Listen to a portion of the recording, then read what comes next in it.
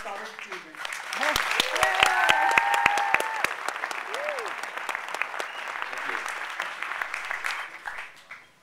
You guys are a great audience. Appreciate it. All right, so we will take any questions. The royal we, will take any questions in the audience. If anybody has one. Yeah, in the back. Yeah, well, first of all, I think this story movie is going to go down in the annals of story movie history. It's pretty cool. Wait, let me repeat that. He thinks it's going to go down in the annals of stoner movie history. Just in case you can't hear it. Thank you. Very enjoyable. Consider myself connoisseur, but it's kind of a story question. Was the guy narrating the marijuana movie in detention the guy from the Bud Light commercials? I don't know if he's in the Bud Light commercials, but he plays Mr. Peterman on Seinfeld. Anybody else? Thank you for the compliment. Yes? Yeah, I noticed that the score was by Harold Faltermeyer. Yes. I got a kick out of seeing that because he did all those great 80s movies. But I liked it a lot. It felt like a modern score. I thought when I read in the press notes that he was going to be the guy doing the score, I figured it would be some kind of 60s, 80s throwback. But it actually felt really modern, and I thought it really helped drive the movie. Thank you. The score was done by Harold Faltermeyer, who did Beverly Hills Cop and Fletch, and he actually did Top Gun. He won an Academy Award for doing Axel F. And so I just, I was writing the script, and I was actually writing to the Fletch soundtrack I was working on. And so he did a lot of original music. Also, I worked with my friends Freesha, and they did some original score as well.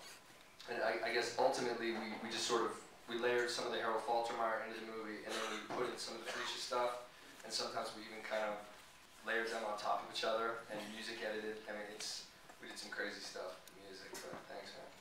Harold did a great job. Yes? Yeah, just curious, post-production wise, how long was your mix? It was quite an intense mix. Yeah, it was. Eli. The mix was 10 days.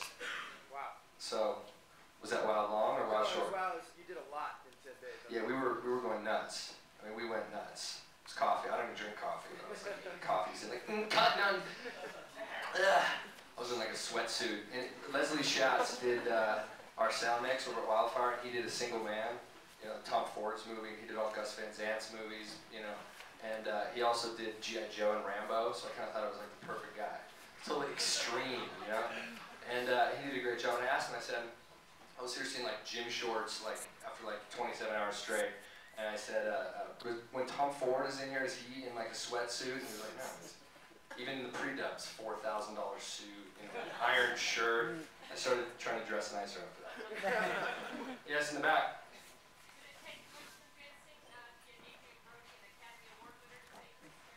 No, that's what I thought. She asked me if it took convincing to get Adrian Brody in the movie. It actually didn't, which is weird. But I was pitching the producers. I said, what about Adrian Brody? And they were like, who do you really want? Seriously, okay, that's funny. Now, who do you want for real? I said, Adrian Brody. So we'll never get it. So it was kind of tough. And then one of the producers, Arcadi, he's a cool guy. He's like 21 years old. And he said, no, let's take a shot. Let's give it to Adrian Brody. And we sent it to him at 6 or 7 p.m. And by noon the next day, I get a call from his manager. He's like, he hurt his neck laughing. I swear, he wants to meet with you.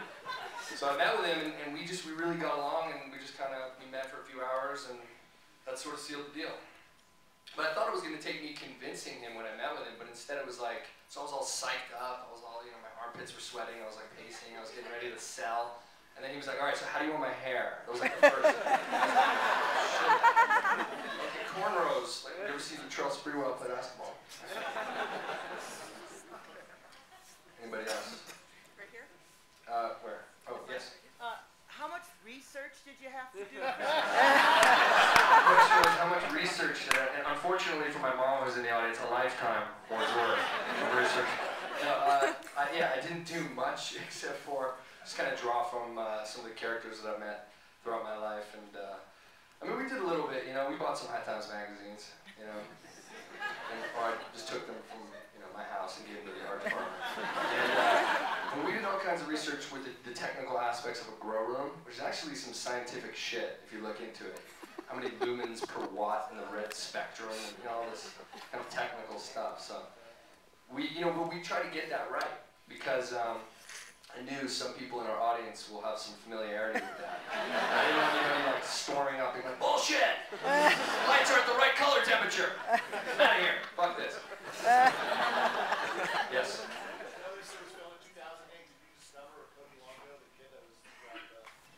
It actually wasn't filmed in 2008. We just did the copyright on the script in 2008. It's kind of weird. I'm actually going to try to change that because I've gotten a couple questions about that if we made it in 2008. We made it in 2009, but I wrote the script. Is it the past tense? In 2008. So. Cody Longo. I don't know if it was his first movie, but it was one of his first movies. I think he left and we were shooting to go shoot Fame.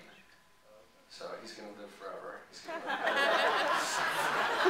forever.